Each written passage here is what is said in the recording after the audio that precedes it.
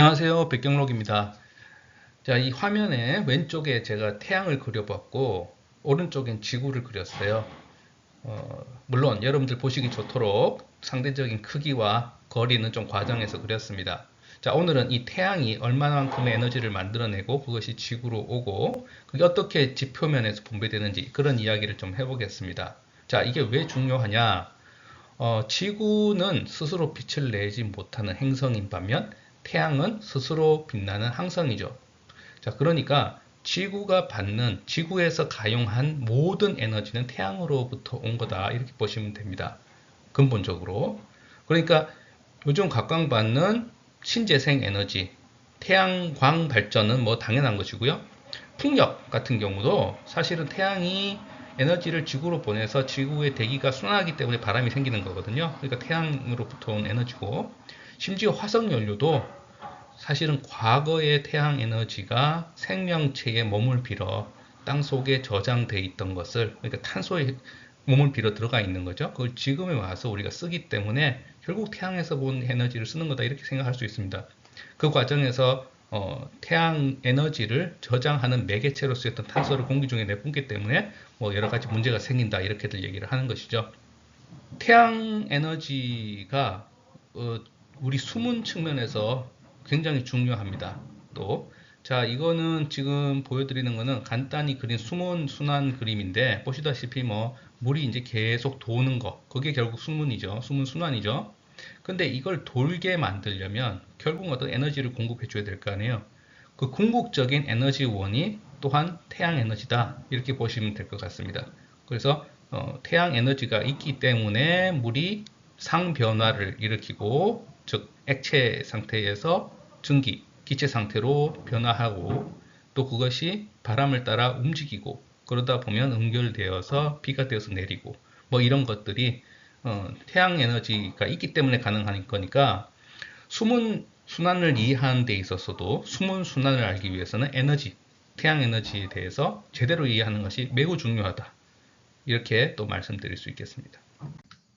자, 얼마만큼의 에너지가 지구로 오느냐? 자, 그 문제를 한번 간단하게 짚어보겠는데요. 지금 저 점이 태양이라고 하겠습니다.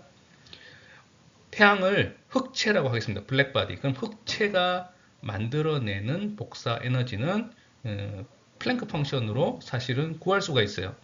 이제 물리학에서. 근데 그 태양의 온도가 약 6000 켈빈 정도로 알려져 있으니까 구할 수가 있고요. 그건 총량이고, 태양으로부터 이제 그 에너지가 쭉 사방으로 이제 퍼져 나갑니다. 그죠? 그러면 총량은 똑같은데 태양으로부터 어느 정도 거리가 떨어진 지점에서 받는 단위 면적당 에너지량은 태양을 중심으로 해서 어떤 반지름을 그린 공을 생각했을 때 그 공의 표면에서 받는 단위 면적당 에너지로 생각하면 될 거예요. 그러면 지구가 여기 있다고 했을 때 태양과 지구 사이의 거리를 반지름으로 하는 어떤 공을 한번 상상해 볼 필요가 있습니다. 자, 태양과 지구 사이의 거리는 얼마냐? 지금 보시는 저 숫자가 이제 사실 읽기도 어려울 정도로 큰 숫자인데, 저것이 태양과 지구 사이의 거리입니다. 워낙 멀기 때문에 읽기도 어렵고, 그러나 천문학에서는 저 태양과 지구 사이의 거리를 하나의 단위 길이로 생각해서 1AU라고도 부르죠. 그래서 1AU라고 하겠습니다. 그럼 반지름 1AU인 공을 딱 그리고 태양에서 나온 총 에너지를 저 1AU인 공의 표면적으로 나누면 그게 radiant flux density라는 것이 이제 계산이 되는데, 이것이 이제 지구의 대기권에 도달하는 단위 면적당 에너지량입니다. 대략 1360와트 단위 미터 제곱당 이렇게 됩니다. 이걸 태양 상수라고들 불러요. 네. 이 값이 사실은 태양 상수기는 한데 아주 상수는 아닙니다. 다행스럽게도 태양은 사실은 핵융합을 하는 거죠. 이 에너지를 만들기 위해서. 핵융합이 상당히 안정적인 상태로 계속 이루어지고 있기 때문에 큰 변화는 없습니다만, 대략적으로 한 11년마다 이게 값이 튄다고들 알려져 있어요. 예. 그 11년마다 여러분 아마 뉴스를 보셨을 텐데 이게 태양 활동이 커져서 태양 상수가 커질 때는 지구 대기권 밖을 돌고 있는 인공위성들이 어떤 문제가 생겨서 통신 교란이 일어나기도 하고 뭐 그렇다 이런 기사들을 좀 찾아보시면 여러분들이 이해를 하실 수 있을 겁니다. 어쨌든 그 부분은 과학적으로 아직 완전히 이해되고 있지는 않지만 태양은 그럼에도 불구하고 뭐 상당히 큰 변화 없이 에너지를 보내고 있다 이렇게 보시면 될 것 같고, 자, 저것이 우리가 받는 총량이에요. 저게 이제 대기권으로 들어옵니다. 그런데 대기권의 두께를 대략 한 100km 정도로 보겠습니다. 보통 그렇게 보는데 100km를 이제 뚫고 내려오면서 저것이 다 도달하지 않습니다. 왜냐하면 대기권에 다양한 기체 분자들이 구성하고 있는데 그 분자들이 여러 가지 역할을 하거든요. 크게 이제 산란도 시키고 반사도 시키고, 특히 중요한 게 이제 흡수를 해요. 자, 이게 지금 보시는 그림이 태양에서 오는 전자기파, 그러니까 복사 에너지는 전자기파의 형태로 오거든요. 그죠? 그러니까 아까 앞에서 말씀드린 것은 대략적으로 총량을 말씀드린 거고, 사실은 전자기파의 형태로 오기 때문에 파의 파장에 따라서 그 에너지를 가지는 양이 조금씩 다릅니다. 그래서 어떤 지금 그린 것 같은 분포를 그릴 수가 있는데, 그림에서 왼쪽에 아주 파장이 작은 곳으로부터 아주 파장이 큰 데까지 이렇게 있고, 태양의 표면 흑체 온도로부터 계산해서 지구 회기 표면에 도달하는 분포는 지금 이 바깥에 노란색으로 표현된 이 곡선이 되겠습니다. 이것도 플랭크 펑션으로 구할 수가 있죠. 그러니까 이건 아주 파장이 짧은 데서부터 긴 데까지, 그 중에는 우리 눈에 보이는 가시광선 영역도 있고 적외선도 있고 자외선도 있고 우리 몸에 굉장히 해로운 방사능이 많이 나온 영역도 있고 통신에 사용하는 뭐 그런 영역도 있습니다. 어쨌든 이게 다 섞여서 전자기파가 섞여서 내려오는 거죠. 그래서 태양에서 오는 빛은 뭐 우리가 투명하다 이렇게 생각하는 거죠. 자, 그런데 이게 대기권을 뚫고 내려와서 지구 표면에 도달한 값은 이 노란색이 아니고 이 오렌지색입니다. 보시면 뭔가 일단 전체적으로 좀 줄었고요. 그게 전반적으로 준 게 아니라 또 가운데 이게 폭 파진 데가 있어요. 마치 누가 치즈 파먹은 것처럼. 그죠? 자, 그건 왜 그러냐 하면은 대기 중에 있는 기체들 성분 중에 특히 이런 선택 흡수를 잘 하는 녀석들이 있는데, 주로 오존이라든가 H2O. 자, 대기 중에 H2O가 있는 건 수증기겠죠. 액체 상태의 물이 아니고 수증기, 이런 녀석들이 이제 역할을 많이 합니다. 그리고 실험실에서 실험을 해봐도 이건 알 수가 있는데, 이런 기체 분자들이 어떤 주파수 영역의 전자기파를 선호하는지 우리가 알고 있거든요. 그래서 이런 것은 대기 성분을 역으로 제대로 이해하는데도 많은 도움이 되고요. 어쨌든 이런 정보를 이용하면 지구 표면에 도달하는 순복사 에너지라고 이제 부르겠습니다. 순복사 에너지 양은 대기권 표면에 도착하는 거하고 좀 다르다. 자, 그게 이제 지표면에 도달합니다. 우리가 그걸 R이라고 부르겠습니다. 그럼 지구 표면에 딱 도달한 이 값은 그 다음 어떻게 되느냐? 일부는 땅덩어리를 덮이는 데 쓰입니다. 지금 초록색으로 표현된 것이 이제 땅인데요. 그걸 Ground Heat Flux, 지열이라고 부릅니다.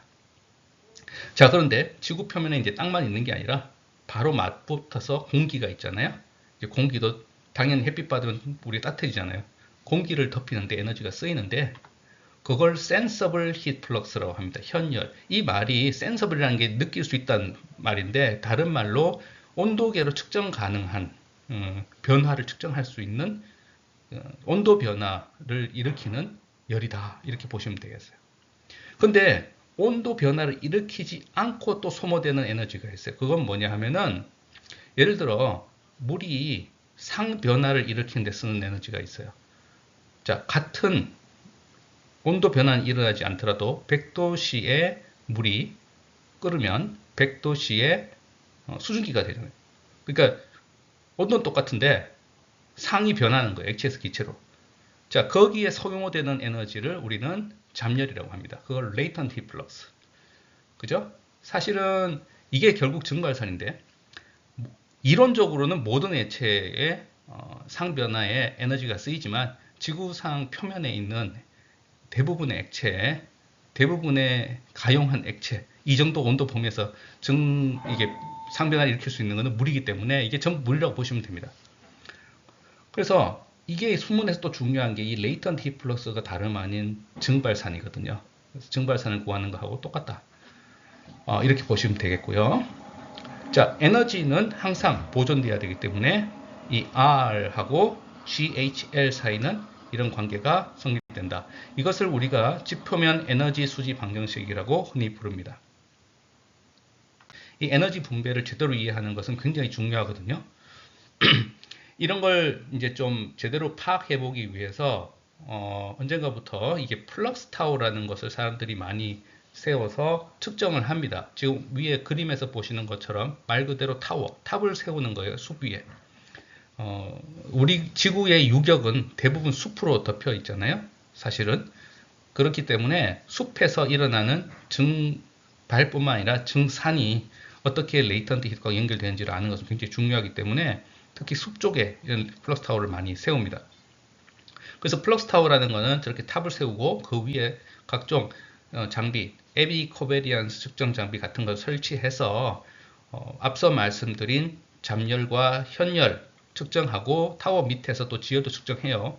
그리고 또 이게 복사량을 측정할 수 있는 장비도 보통은 같이 붙입니다. 그래서 에너지 수지를 동시에 측정하는 그런 장비다 이렇게 보시면 될 것 같고, 이게 뭐 전 세계적으로 꽤 있습니다. 그리고 과학자들이 이 자료를 서로 연구 목적으로 공유하기 때문에 여러분들 연구 혹시 이런 쪽에 관심 있으신 분들은 활용하기 상당히 좋아요.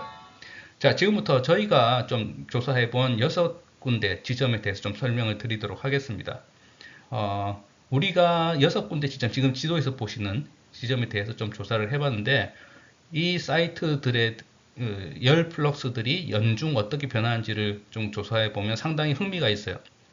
우리 6개를 골랐는데 이것도 식물의 종류에 따라서 좀 2개씩, 한 종류당 2개씩 골랐습니다. 첫 번째가 에버그린 브로드립 포리스트라고 그래서 이제 상록, 항상 푸르다는 거죠. 화렵수림입니다.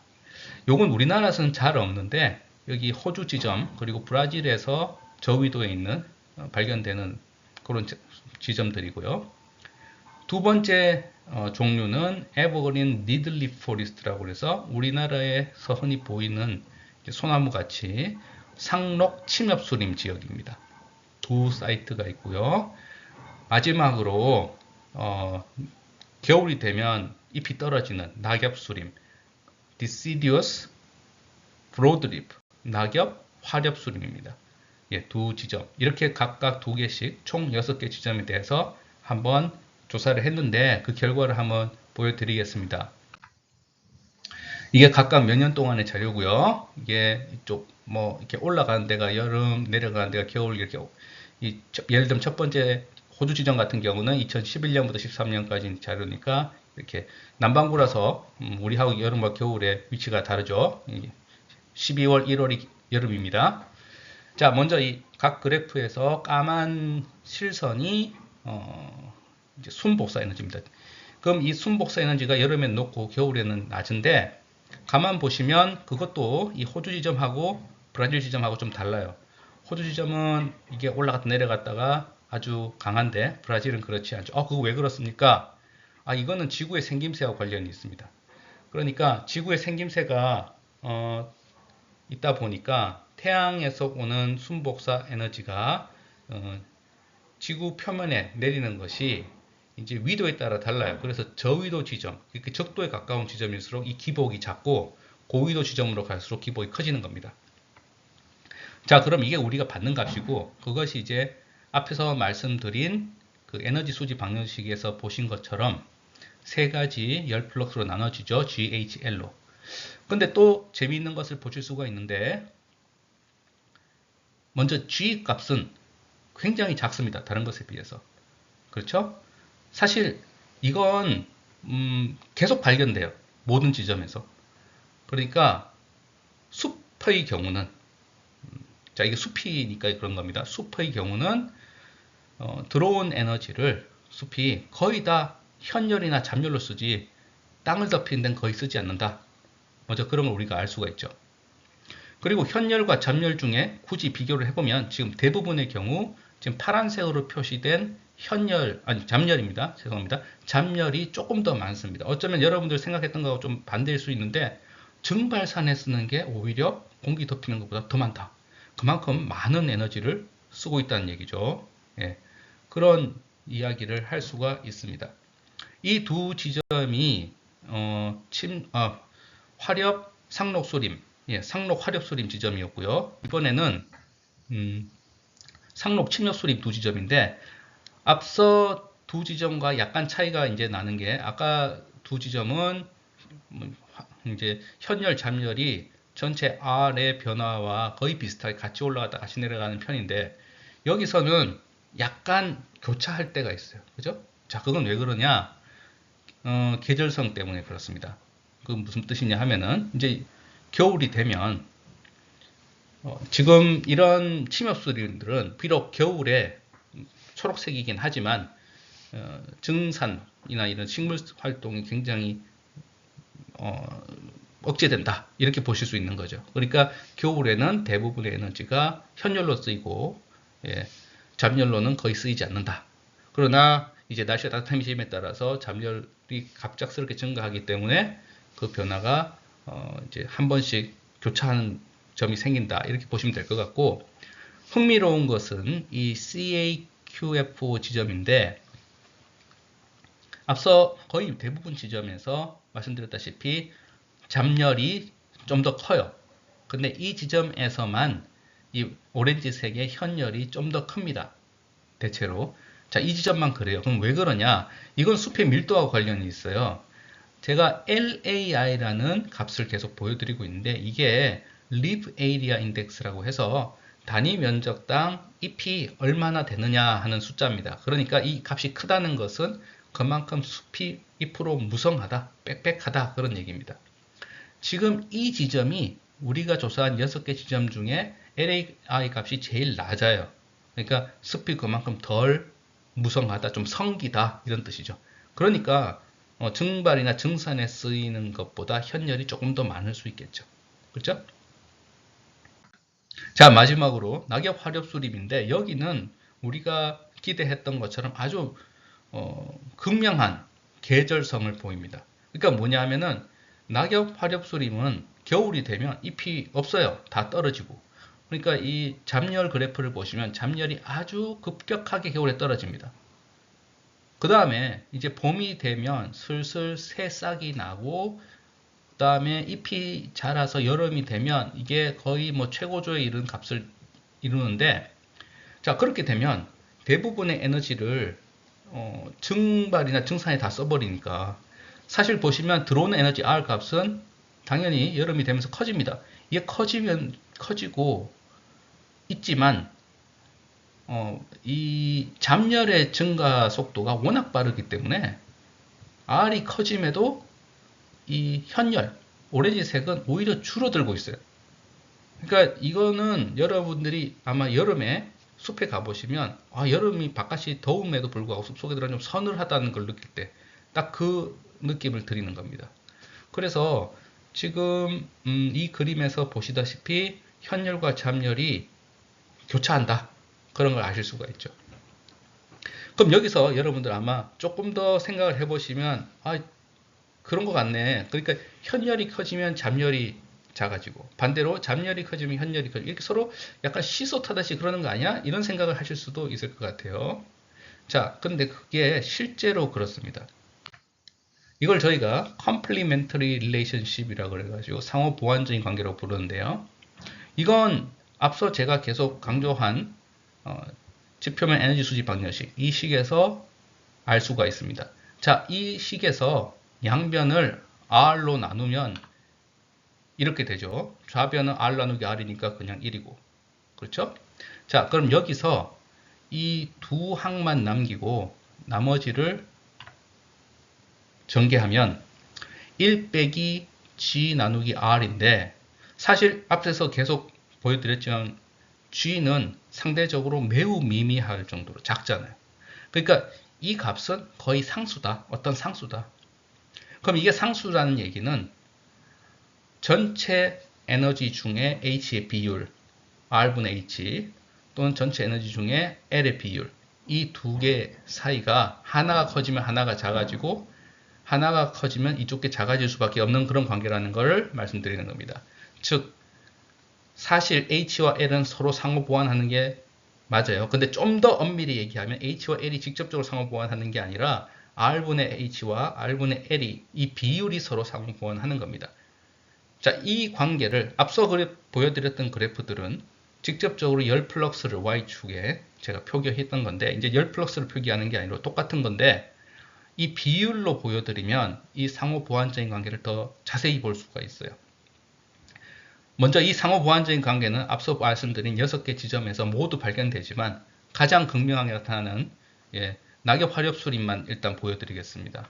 보시면 자, 이번에는 Y축이 바뀌었죠. 이 비율로 보여드리는 겁니다. 그리고 이 두 개의 합, 이 사이라고 저희가 썼는데 이 합이 어떻게 되는지를 보면 거의 상수, 거의 변하지 않습니다. 물론 좀 변할 때도 있어요. 이거는 뭐 당연히 이론과 실제가 조금은 차이가 날 수 있으니까, 그리고 여러 가지 관측치의 에러도 있을 수 있으니까 그렇다고 볼 수가 있고, 그래도 뭐 이 정도면은 몇 년 동안 결과가 거의 평평하다고 보실 수가 있죠. 근데 그 안에서 내부적으로 일어나는 R과 H, 잠열과 현열 사이의 교차는 대단히 극명합니다. 그죠? 거의 뭐 사인 곡선을 그리듯이 하나는 반대로 사인 곡선을 그리고 이렇게 하나가 커지면 하나가 작아지고 다른 하나 커지면 이쪽이 작아지고 이렇게 서로 봉환하고 있습니다. 참 흥미로운 점이죠. 사실은 우리가 살고 있는 지구의 땅덩어리 유격은 대부분 숲이 덮고 있는데 이 숲이 하는 역할이 그 숲에 있는 나무들이 어떤 지능이 있어서 인위적으로 이렇게 하는 건 아닐 텐데, 그죠? 어떤 목적을 가지고 하는 건 아닙니다만은 우리가 알게 모르게 이런 열 교환을 잠열이 커지면 현열을 낮추고 현열이 커지면 잠열을 낮추고 이런 식으로 계속 상호 보완시켜 가면서 균형을 맞추고 있었다. 그런 걸 우리가 알게 된 겁니다. 자, 앞서 말씀드렸던 이 지표면 에너지 수지 방정식을 제대로 푸는 것은 굉장히 중요하다. 그건 제가 여러 번 말씀드렸잖아요. 근데 이걸 푼다는 게 사실은 그렇게 말처럼 쉽진 않아요. 자, 그럼 왜 그러냐 하면은 이 식은 말 그대로 에너지 수지만 보여드리는 거예요. 총량이 항상 일정해야 된다는 것만 얘기하는 겁니다. 그런데 사실 R이 들어왔는데 각각 G로 얼마, H로 얼마, L로 얼마가 가야 된다는 것을 설명해 주지는 않거든요. 예를 들어 R이 10이 들어왔는데 이게 분배가 될 때 2대 4대 4로 분배가 될 수도 있고, 그죠? 5대 2대 3으로 분배될 수도 있잖아요.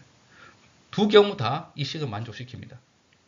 그러니까 이거의 각 항이 어느 정도 되는지를 알기 위해서 이거 말고 다른 조건도 있어야 돼요. 그래서 그 부분에 대해서는 많은 연구가 있습니다.